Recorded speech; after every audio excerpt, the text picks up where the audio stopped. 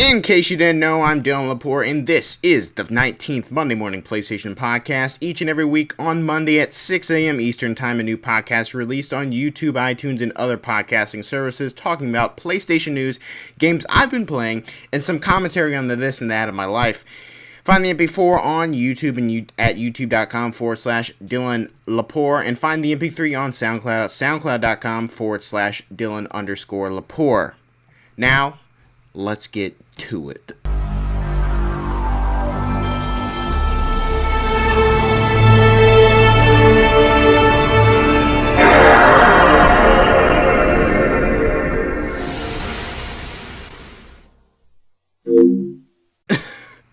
So, it is, sorry about the late video again. It was my birthday Saturday, May 25th, and I finally turned 21.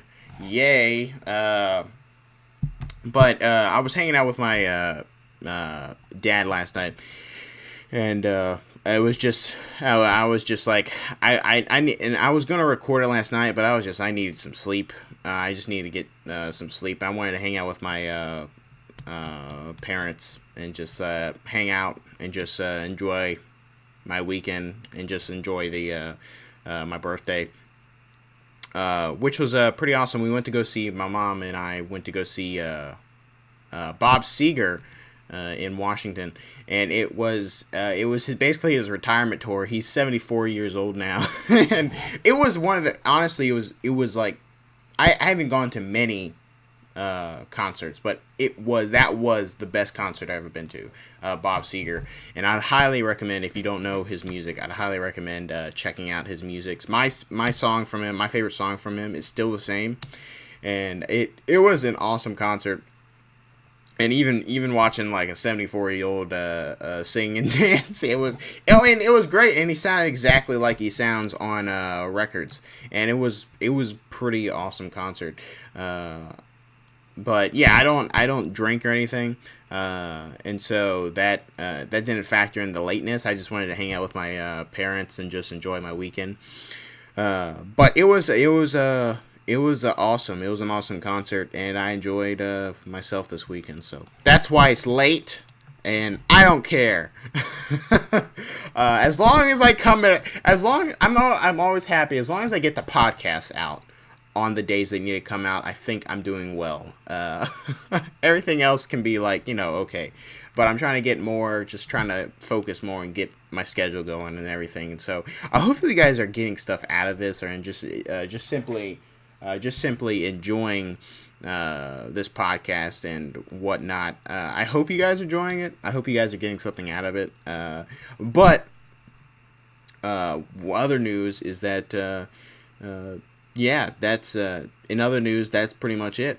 I've just been working, just pushing out content, talking to clients, and just making articles and publishing, and just checking out on other games. I haven't been really playing. I want to try to get back into Destiny 2.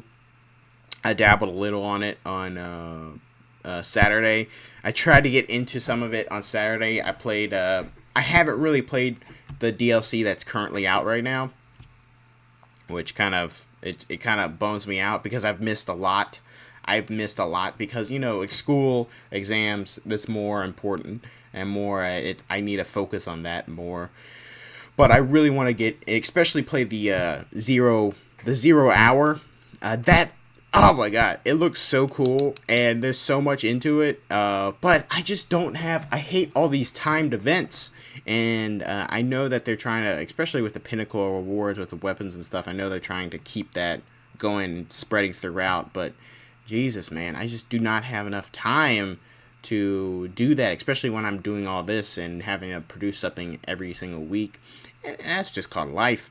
But I don't know how some of these other people do it. I mean, they're just like Destiny, and on top of that, some people, like what I used to do a lot is just make Destiny videos, and I enjoyed that, but I could never get into the, some of my videos did really well, but I could never get into the high ranking as some of the other Destiny YouTubers, and it was just, oh my god, it was just crazy. And I was trying to do it. I pushed a lot at the very beginning of Destiny when nobody else really did, and so I was pushing out a lot of content, and I was making stuff, and I was just like staying up till the crack of dawn making stuff and playing Destiny and doing trials because I wanted to do all the weekly activities and complete them every single week, and I was just like, it's so much work. And even I remember when Destiny came out, and they didn't even suspect that players would stay up that long and play Destiny for that many hours, especially for a console game like that. They were like, we didn't expect this to happen. And I was like, I can see where you think that. I mean, I don't think they've definitely didn't get as much hours playing as they did through Halo. Maybe Halo multiplayer, but since you're gaining gear and gaining more crap, and they're always constantly updating because the fans want that. It's just more and more and more. I'm just like, slow down. Like there hasn't been a period of just like nothing, and I feel like they need a breather. I'm just getting very overwhelmed with everything, and I have only a certain amount of stuff before things get old, and I'm just like too late to get stuff. And so like I have like, if I don't get it within like the first 2 weeks, the first week, the first 3 weeks, I'm just like dead in the water because everybody else has just like been so far ahead. And I'm just like, Jesus Christ, oh my god. I'm just like, I can't play the game. But I consider myself actually pretty decent at multiplayer. And so I do play that. I get on and I wreck a little, but it's a lot of fun playing multiplayer. I love multiplayer on Destiny. I think it's definitely one of its best features. But I also love playing the story and everything. But that is currently what I've been playing currently. That's redundant. But I did release the Thursday afternoon games chat, on Thursday. And that went, I actually played that Batman Arkham Origins. I actually played Batman Arkham Origins in December. I need a little refresher on some of the content. But I need to freaking pick a game this week and then finally do it for the Thursday afternoon games chat. Because it's just been, I haven't really, it's day like 15 or 16 since I've been on summer vacation. And I haven't really played any video games, and I'm just like, oh my god, I just need to sit down and like spend 6 hours. And that's what I plan for my Saturdays. I just planned on playing video games for 6 hours, but I end up doing other stuff too. And I'm just like, I need to have this time because I have to be a video games journalist. You have to play video games, and that's like a part of the job. And sometimes you have to play video games you don't like because, you have to review it and stuff like that. And lots of people just want to get back onto their old grind on Destiny. Like I said, lots of people just want to go back to their game they play. And that's a lot of video game journalists struggle with that as well. They just want to cover what they want to cover and have fun doing it. But you have to sacrifice, other stuff. You can't solely just play a video game and not do work or anything, but I want to start playing. I got a code for this VR game. I got my VR headset's right there. But I got this video VR game I want to play that I got a free code for, so I want to try that out. And it looks kind of fun, and I suspect they gave me the VR code because, not a lot of people have a VR headset, and so they want to get as much press as they can. I tried getting other codes for other games, but they were like, they didn't send me anything, and I just threw my pen. But other than that, I'd love to know what you guys are playing currently or watching. Or whatever. I'm really excited for. They just came out with the trailer for Once Upon a Time in Hollywood, Quentin Tarantino's next movie. So I really love movies too, as well with video games. They're almost on equal levels for me. But I watched literally any type of film, and I never leave a film. I have to watch it through and through. I need to finish. I need to have that closure. I need to have that end. I just need to finish the movie and said I finished it and I watched it, because I don't like judging a thing unless I fully like immersed like myself into it, or at least played it or watched it or something. I can't have an opinion if I've done something. If I haven't done, I can't have an opinion on something if I haven't tried it, done it, seen it, or whatever. Because that's just hopped on the bandwagon, and even if I give you an opinion that I have, you could just use my opinion as your opinion, and I'm just like, I don't like when people do that. I'm like, oh, what happened then? Tell me what happened. How did the game end? Oh, what did you do in this? And I got people off guard with that sometimes, and people tried lying to me and stuff like that. And I was like, don't play with me. Oh, what are you doing, man? Just admit you haven't watched it, or.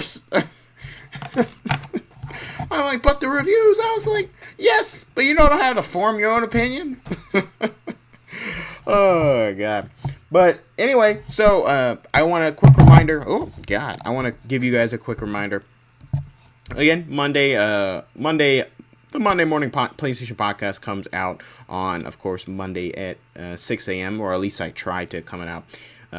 Tuesday is the blog post at dylanlepore.com. I do a 400 writing prompt book. I have a 400 writing prompt book, and I write a random prompt in it that I go in order of the prompts that listed in the book. And so next week, this Tuesday, I'll be on the 5th writing prompt, and so I'll be writing about whatever. And so you might be interested. Some of them are pretty funny, I think. I try to have a sarcastic tone. I talk and stuff like that, or at least write.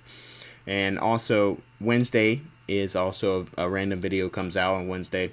Wednesday at like 12ish. It doesn't really, I don't know, I don't have a time. But Thursday is a Thursday afternoon game chat that comes out at 12 on Thursday. And then Friday is the basically a newsletter and / update. Show some of my photography on Instagram. Post a photo on Instagram. Some of my photography if you're interested. And I'd love to know if you guys take photos, or if you want to know if you're interested in what I use, or what I use for this video, or what I use for my cameras. Let me know. I'd love to share my gear with you guys. But that is pretty much it. And then Saturday, I try to play video games. Of course, while in the week. And then Sunday is when I gotta check something real quick. Turn it off. Gotta turn my phone off. Almost forgot about that. But yeah, Sunday is when I record. I try to at least record the Monday Morning PlayStation podcast, so I can be on time for the thing. But spending time with my dad. So let's get into the top 10 PlayStation news in no particular order. Number 111. Sony reconfirms PlayStation 5 features with official graphic. This article is by Robert Ramsey at pushsquare.com. We haven't seen the PlayStation 5. Go away. I got a notification. Go away. Thank you. we haven't seen the PlayStation 5 yet, but we do know quite a bit about it. Sony all but revealed the box itself in April when it saw fit to outline several key features. That information was then published in an exclusive Wired article. It was all a little strange, but hey, it was a move that helped people talk about the PlayStation 5 for over a month now. As part of Sony's latest investor relations report, the company has reconfirmed all that we know. So they released this picture out that is the next gen for the PlayStation 5, or just next gen features for their next PlayStation. And so it's not actually, we don't know if it's still not yet confirmed it's called PlayStation 5, but hopefully more than likely it is. But, so they have an all-new CPU and GPU, and then they have an SSD which is a big thing, backwards compatibility, ray tracing, which is interesting, 8K graphics, disc support, which is, I love my hard copy games. I mean, I don't have this shelf over here for nothing. And then 3D audio, which is awesome. You can hear footsteps left to right, But what they haven't revealed is the date, price, the games, user experience, and country rollout, where it'll be what countries it'll be rolling out to, and when it'll be rolling out to them, and what countries will get it first. But I'm excited for it. And I love that they're keeping backwards compatibility. In the next article, I go a little bit more in depth into backwards compatibility. So number 222, PlayStation 5 backwards compatibility will play a key role in transitioning PS4 players to next gen, Sony says. By Robert Ramsey again at pushsquare.com. Unlike the transition from PlayStation 3 to PlayStation 4, Sony wants existing players to experience a seamless jump from this generation to the next. We already know that the PlayStation 5 will be backwards compatible with PS4 games, and the Japanese giant hopes that this will make things a lot easier for everyone who buys into the upcoming console. As part of the company's investor relations report, Sony outlines why backwards compatibility is so important with regards to its next generation strategy. It writes, "We will leverage backwards compatibility to transition our company to next gen faster and more seamlessly than ever before. This essentially means that Sony wants to make use of the PlayStation Network's existing ecosystem to jumpstart the PlayStation 5, which makes total sense. If players know that all of their PS4 games will be playable on the PlayStation 5 from the beginning, then there's more likely to invest. It's basically like a software safety net, we suppose." And this is, oh my god, this is one of the best features. I wanted this for the PS3 to the PS4, and I get the support and technology, but it's basically just shoving a PS3 in a PS4, and it would just be way too expensive for them because it's just two separate devices, almost. But they, if you didn't know, you can play PS1 games on a PS3, but if you have an older PS3, like one of the first PS3s, you can play PS2 and PS1 games. Only some PS2 games, though. I think the Blue Disc games, maybe. I forget what that's called, but this is an awesome feature. And somebody was honking.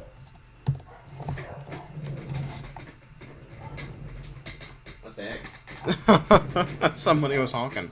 Now my dog's just barking. But this is an awesome feature, and I'm so excited to have this feature because I get to, you spend all this money on your games, and you spend all this money on playing games and just investing time into these games, and you don't want them to be freaking, I'd hate them to be freaking gone because of that, because of you just transitioning to a new console.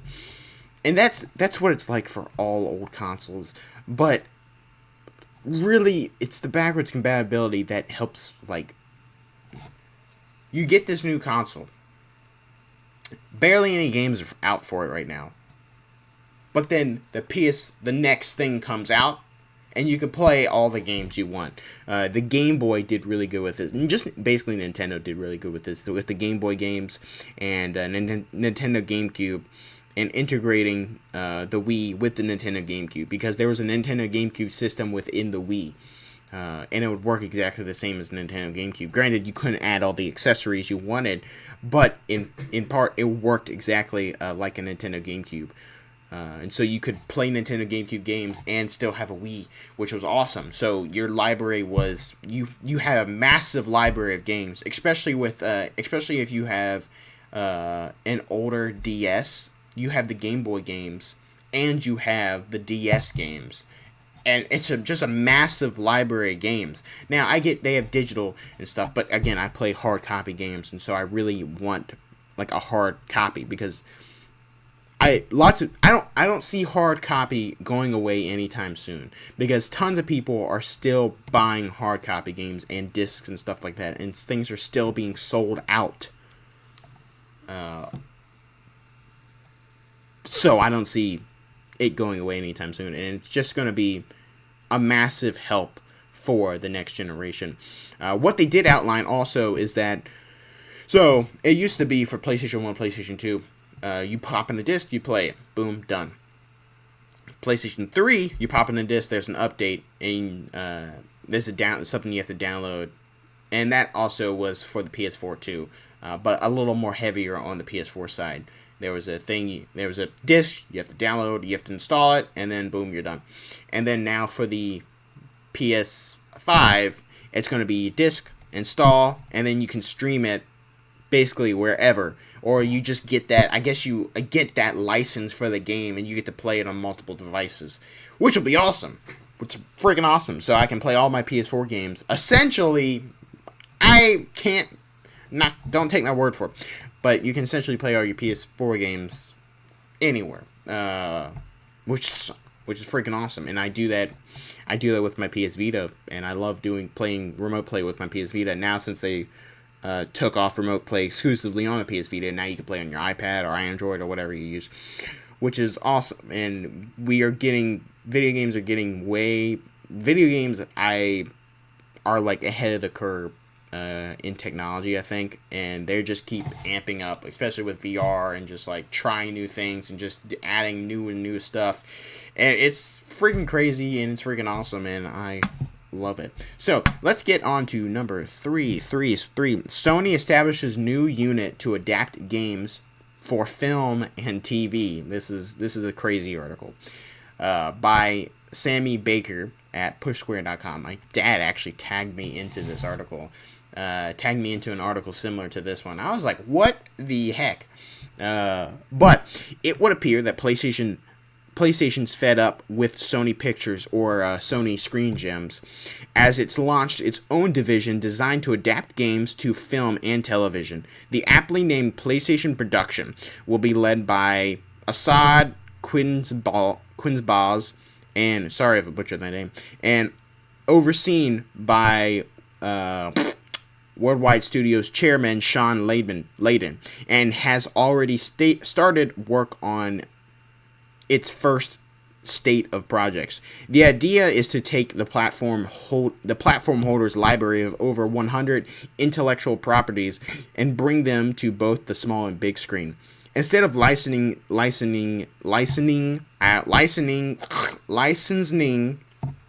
oh my god, our IP out to studios, we felt the better approach was for us to develop and produce for ourselves, Quinsbaz told Hollywood Reporter.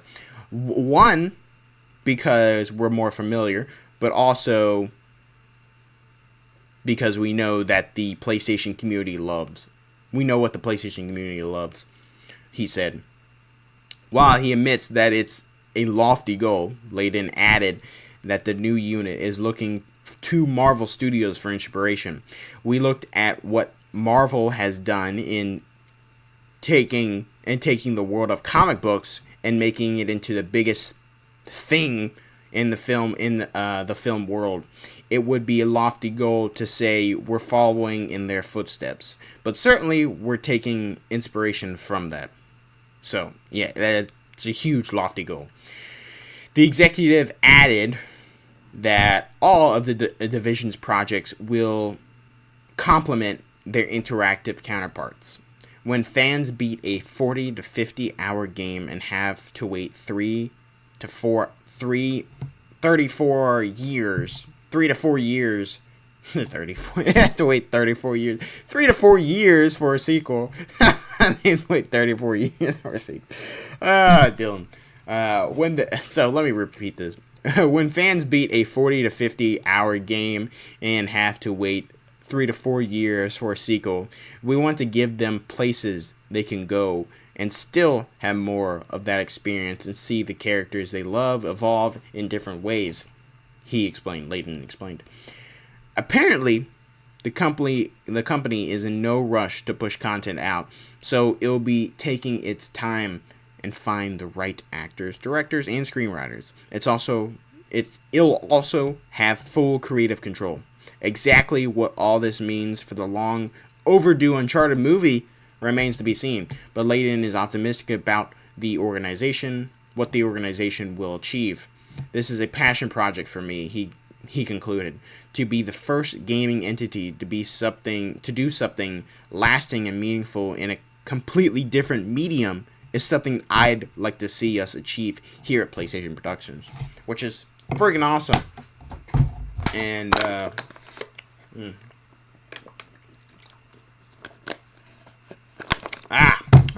dry mouth. Which is freaking awesome. And I love that they're tackling a different medium going into, because they have all these production studios and they're doing all this CGI, animated, the freaking, CGI and just animation and just motion capture. That was the word I was looking for, motion capture. They've been doing this since the freaking first Uncharted, and other games actually passed that. With Heavenly Sword, they did that with Heavenly Sword too. And it was just, they have the money and they have the power and they have the resources to be able to make a film like this, and I believe they certainly can. I mean, with what they're coming out right now, it already looks freaking picture perfect. I mean, watching Until Dawn and Uncharted and plenty of other games, they just are beautiful games, and they have the resources and definitely 100% the money to make games like that, to make movies from the games. And they mentioned that they know what the players want, or hopefully they do, and they know how to make it, and they are familiar with it because it's their IPs. They own it. They work with the people who make the games for it, and so I think it will work out pretty well. So with that, I want to mention two things that are coming out that are, one's related, one's with a different company. But number 444, this is a rumor. One's a rumor, other one's confirmed actually. So the first one's a rumor. PlayStation Production is working on a Twisted Metal TV series. And then the other article, this is a 2-for-1, guys, 2-for-1 special. Oh boy. Now they're going to be a Just Cause movie. Oh my god. So let's get into the Twisted Metal real quick first. This one's by Liam Croft on PlayStation.com. Sony's overnight investor meeting included a Q&A portion, and according to one thread over on Reset Era, it was announced that the recently formed PlayStation Productions is working on a Twisted Metal TV series. Apparently revealed by Tony Vicquara on stage. Sorry, really butchered that name. The project recently began production, meaning we probably won't see anything of it for quite some time. Still, it's nice to know that something is in the works for the Twisted Metal franchise. We haven't seen a core game from the series since the PlayStation 3 iteration in 2012, which was, oh my god, that was a long time ago. I remember when that came out, which would line up with yesterday's news of bringing the gap between certain franchise entities. So, what he meant about, you spend freaking, oh, god, I just really, zoomed in on here. Sean Layden, what would you say? Yeah, it's when he said, you spend 40 to 50 hours playing a game and you don't get the next installment until 3 or 4 years later, which is, I mean, it's kind of needy for people. It's like, I just finished it, where's my next adventure at? I'm just like, chill out, man, do some other stuff. I mean, but of course they want people playing their games and stuff like that. And again, it's kind of, I was kind of strange. I was like, Twisted Metal, what is this going to be, like a friggin' death race? It's going to be like kind of a death race thing, or like a Fast and the Furious and stuff like that. It's going to be, if it works out, it's going to be freaking scary and insane too, and hopefully it might be rated R as well. Definitely friggin' Twisted Metal TV series. But where will it be on? And if you have to, if hopefully they give it for free with PlayStation Plus members, that would be freaking awesome. But where would it be on? Are they gonna have an app? Is there a service you have to pay for too? This is stuff you also gotta consider, because it's just, they're not just giving this out for free. It's just like, think about like Disney's new service, or Netflix, or Hulu, or the other services apps. Or is this gonna be a part of a service? We'll see. But this, hopefully it'll be free like they did with TV shows in the past. They actually gave TV shows in the past out for free with PlayStation Plus members, which is I enjoyed that. I enjoyed Powers. I actually watched for the first and second season of Powers, and I really enjoyed it. But Stephen Tailby, also at pushsquare.com, wrote the article about Just Cause. If there's any game series that's trying its hardest to ape every action movie trope in the book, it's Just Cause.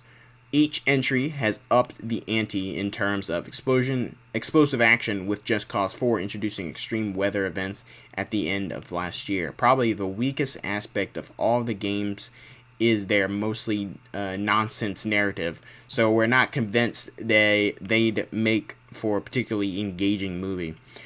That being said, the company behind the Resident Evil films has just picked up movie rights to Just Cause. Constantine Films wants to build a movie franchise based on the games, following Rico Rodriguez in his battle against the Black Hand. The good news is that the creator and writer of John Wick films, Derek Kolstad, I think that's his name, is on board to write the script. Filming is due to start next year, and so this is going to be crazy since they finally concluded the Resident Evil films, which I thoroughly enjoyed. I liked those films. Lots of people can't say the same, but I enjoyed, even for how bad they might be, I enjoyed for what they were, because I mean that's the longest running video game franchise, and it was freaking awesome, and I enjoyed every second of it, and I was just like, I know that guy, and then I know that guy, and they're all in this freaking like B movie action superhero just crazy Resident Evil zombie movie, and it was just awesome, and I really enjoyed it. And if you haven't watched any of them, I'd highly recommend doing that. So, Twisted Metal TV series and Just Cause currently. And if you haven't seen Nathan Fillion's Uncharted video on YouTube, I'd highly recommend watching that. It's a short film he did for Uncharted, and it was, when he first came out with it, I was like, oh my god. And his roles he had actual actors in it, and it was, oh my god, it was so good. So watch that, please do that. Uncharted, Nathan Fillion short film. It was perfect, and I think he did a fantastic job with it, even if it was a little cheesy, which is, I mean, granted, Uncharted has lots of cheesy parts into it. So there you go. And I actually, speaking of video game movies, I actually really enjoyed the Tomb Raider movies, and they also announced they're coming out with the second Tomb Raider movie, which is awesome. And I really enjoyed that movie. I watched it in the theater, and I was like really engaged with it, and I thought it actually was pretty well made. It was pretty decent. It was not the greatest movie at all by any means, but I thought it was a pretty decent movie. The Hitman movie was okay. I haven't seen the Assassin's Creed one, but I did see Need for Speed. And I thought that was a pretty decent. It had nothing to do with Need for Speed, just the title of it. But again, I thought it was a decent movie for what it was. Just a racing movie, just a casual racing movie. And if you guys never seen Far Cry yet, I'd highly recommend watching Far Cry, because that is just an awful way to make a video game movie. I have never seen the Mario movie either, but Far Cry was pretty bad. But also, I guess zombies are just like the go-to for any video game movie, but Doom was freaking awesome. I really enjoyed the Doom movie. Lots of people will disagree with me, but I thought that movie was just great. It was The Rock and God, I forget the other guy's name, but he turned out to be fantastic for the Dredd role. If you ever seen Dredd, it's based off the comic book Judge Dredd, but if you ever seen the movie, go watch the movie Dredd. And oh my god, the Doom movie is just cheesy, fun, and just awesome. And just like, I watched it like last year, and I was just like, this is still great. Like, even how bad it is, it's still great. But Far Cry was just awful. That was just freaking awful. It was based off the first Far Cry movie somehow. But yeah, Jesus. Number 555, Cyberpunk 2077 will be presented to the public and behind closed doors at E3 2019 by Liam Croft at pushsquare.com. Cyberpunk 2077 is set to take E3 2019 by storm in just a few short weeks, with CD Projekt Red stating that the show will be its most important ever. It has now been confirmed that the upcoming RPG will once again be presented to the press, but the public will also get in on the action this time around. CD Projekt Red's global community lead Marco Moment took to Twitter to confirm the showings. To answer many questions about the demo and whether or not Cyberpunk game will be playable at E3, we are going to be hosting gameplay presentations, game played by us, the game played by them, in that cinema. He then goes on to state he goes on to say that these presentations will open to both the public and the press this time around, although the showing will be different depending on whether you are a member of the industry or not. The game, like video game industry, like press or public, the game will be also be played by developers instead of those attending E3.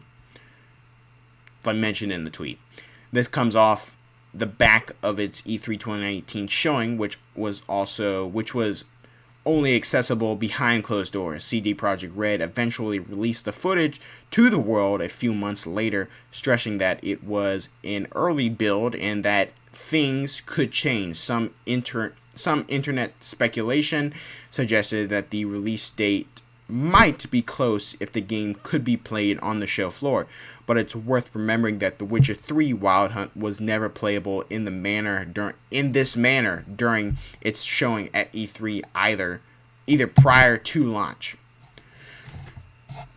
I can't wait for this game, Cyberpunk 2077.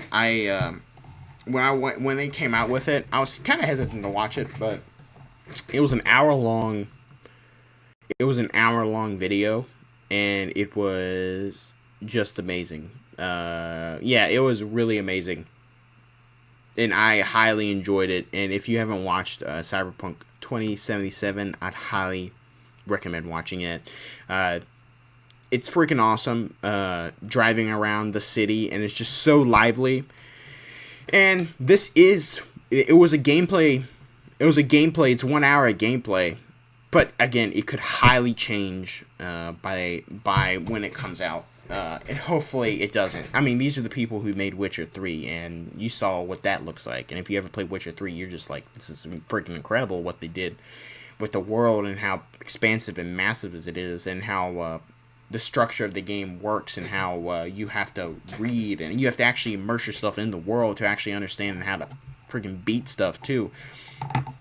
And it's just what they're gonna do with this game is freaking massive, and it's just like Blade Runner, and its story, it's like open world RPG. Again, Witcher. It's also first person, and it can go into third person too. And oh my god, it's just awesome, and I'd highly recommend watching the gameplay. So, next up, number 666. The Division 2 dev says it won't adjust raid difficulty on consoles, promoting community backlash, by Robert Ramsey at PushSquare.com. Ever since the Division's 2 raid first dropped earlier this month, many console players in particular have been vocal with regards to the immersive difficulty of the 8-player activity. At the time of writing, thousands of teams have completed the raid on PC, some of them in under an hour, while on consoles, barely a few hundred have found success. Hearing that it's a lot harder on consoles somehow. As such, a lot of players have been calling for adjustments, but developers Massive Entertainment have come out and said that it won't be touching the difficulty. Naturally, this has sparked a rather widespread backlash across various forums and social media. Even the State of the Game live stream are being bombarded with criticism on Twitch and destroyed by dislikes on YouTube. Despite all this, community devs Chris Gansler made the studio's stance pretty clear during the game's latest developer livestream. We've heard rumors about us changing the raid difficulty. There's currently no plans to change that.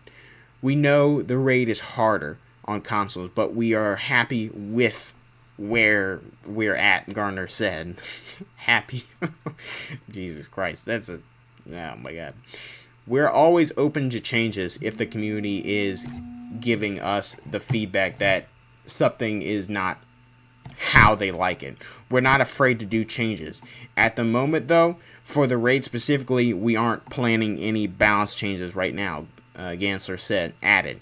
However, the developer is looking into a specific artificial intelligence bug which can drastically alter the behavior of enemies. Said bug could be lending itself to certain difficulty spikes. So maybe fixing that will have a positive impact on the balance of the game. I got a call. Bug. They call it a bug. Now they call it a bug, and it's an issue that they're having. Of course it is. Still, it's clear that the raid isn't what a lot of players wanted at this point. Hopefully Massive can do something to get things back on track, because this is essentially one of the biggest backlashes that the game has had to endure thus far. And I'll be right back. I gotta stop this recording, and I'll be right back. Alright guys, I am back. Sorry about that. What seemed for you to be just a second was actually like 2.5 hours. I was with my grandparents, and they wanted to get lunch with me for my birthday, and I just didn't have enough time. I was trying to get this out before 9 and 11. I was like, But anyway, I need to get back into the news. So, top 10 PlayStation news. So, I wanted to reach back at the Division 2, and they say it's just a bug, man, but I just didn't, it's just, why can't they work with us? They clearly built this, what it seems is like they built it with PC in mind this time. Instead of PC secondary, they have PC first, and then console, but it should be just do both of them. And make the release date when they're both ready. I mean, I know they're just trying to, they can't wait so long, but then they're trying to make money and stuff like that, and they gotta get paid. They gotta release the game somehow, because they can't keep pushing the date back and stuff like that. But again, this is like the really first big backlash, because I know a lot of people are actually enjoying Division 2, but God, man, I hate that they just it's a bug. It's a bug. Of course it's a bug, man. It's always a bug. Every issue is a bug, you know. But moving on to number 777. Remember Ouya, the PlayStation killer? Well, now it's dead. This article is by Robert Ramsey at pushsquare.com. Ouya, the little console that couldn't, is now officially dead. You wouldn't be blamed for thinking it's been dead for years, because the device itself was discontinued back in 2015. But now, its digital game store is set to be closed next month on the 25th of June. The official nail in the coffin. And there's a funny video out there about Ouya and just the president, the CEO of Ouya, and it was just... God, the system was just not ready, and it was just not up to par, and I don't think the people really knew what they were getting into, and they were trying to make this like the next big console, and it was super bad, which is a great movie you should watch. But it was just not ready, and I don't think they really fully realized what they wanted out of the Ouya, and it just didn't. Man, it didn't work out at all. It was just basically cell phone games, and just very bad games, and not good games at all. And it was unfortunate. I don't really like when projects fail and stuff like that. But it's just sad, and I hate that something like that failed so bad, just because it was just like they had a unique vision, but they didn't. They were going in the wrong direction with it, and that's why a lot of Kickstarters and startups fail. They just don't see the full picture and ask what gamers actually want and fulfill promises. And you never make promises. Here's a lesson: never make promises you can't keep. And I know you're trying to get people hype and ready and stuff like that, but It's never a good thing, especially for reputation. Next up, Sucker Punch celebrates 10 years of Infamous. Yes! I've been playing Infamous since it came out in 2008, I think. 2007? 2000. Did it come out in 2009? Well, since it's celebrating, yeah. Well, duh. Stupid. Since it's celebrating its anniversary in 2009, 2019. It's 10 years ago, 2009. Yeah. I thought it came out in like 2008 or something. But if you never played Infamous, I highly recommend playing Infamous 2, and Infamous Second Son. They're amazing games, and they're very worth. They're a different type of superhero game, and they are extraordinarily good. Great open world. They're made by Sucker Punch, the people who made Sly Cooper. And if you don't like Sly Cooper, what is wrong with you? Sly Cooper is a great game, but Infamous just went up to the next level, and it was just, they need to come out with another game, another Infamous game. I would love for them to come out with another Infamous game. The Second Son was kind of a test for the PlayStation, but it was still good. It was short, but still good. It was really good, and the graphics and just the city. It was in Seattle, Washington, and it was just amazing. It was just awesome, and I love the different powers you get, and there was an exclusive Paper Trail DLC that was fun. That was very interactive, and I'd highly recommend playing Infamous. And Game Informer also released an Instagram post of of what it used to look like, their first Infamous cover, and I was like, wow, I wish I had that cover, because I still get Game Informer magazines, and I love the cover, and I love also actually reading it, you know. But number 999, PlayStation team was caught off guard by Sony's tech partnership with Microsoft. This article is by Liam Croft at PushSquare.com. And lots of the articles are from PushSquare.com for this week. I don't know why. It just so happened to be like that's where I drew. That's where my feed showed up with, because I go back in a week, and I also list down articles I find interesting, and they apparently they cover a lot on PlayStation. But anyway, Sony's recent announcement of a tech deal with Microsoft that will see the two companies come together on research of further cloud solutions took a lot of people by surprise, even those who worked at PlayStation itself. In a report from Bloomberg, it is stated that talks between the two businesses started late last year in Tokyo. Although these meetings were kept under wraps, staff, I quote, staff at the gaming division were caught off guard by the news. Managers had to calm workers and assure them that plans for the company's next generation console weren't affected, unquote. It's a shame that lower ranking employees had to learn of their own company's business in the news along with everyone else, but it's understandable why. Spreading news and stuff like that. The announcement was a big deal last week, and news such as this would be easy to leak if the likes of a company-wide email was sent out explaining things. Although we have to assume the likes of Sony higher-ups, Sean Layden, Jim Ryan, and John Codor were aware of the upcoming partnership, of course. This happens all the time. Keep secrets under wrap and stuff like that, and just don't want anything to be caught, because in the gaming industry and a lot of industries, there's stuff that, secret songs that release on SoundCloud, or like new trailers popped up on YouTube, but it's been leaked, or like on a Reddit or something like that, and somebody hacks, or there's somebody going through somebody's database to finding exclusive information that it's not supposed to know yet, or that hasn't come out yet. But yeah, I remember when some of that happened with Destiny, and also some other stuff happened with like the PlayStation, and then they finally released it. They're like, yes, the PlayStation 4 is coming out. I think it was with the PlayStation. That was funny. But I was just like, leave be, stop it. You just want to be like the first person to be like, stop it sounds like stop it, but you just want to be like the guy who's just like, I did it. I'm the first one to announce it. It's like, okay, nice. Here's a candy bar. I don't know, for your troubles. But next up is Number 10, 10, 10, The Drop, new PlayStation games for May 27th, 2019. And again, these are games that I just particularly chose. I'm not reading the entire list, but games you should be aware of. Blood and Truth PSVR digital comes out on digital and retail.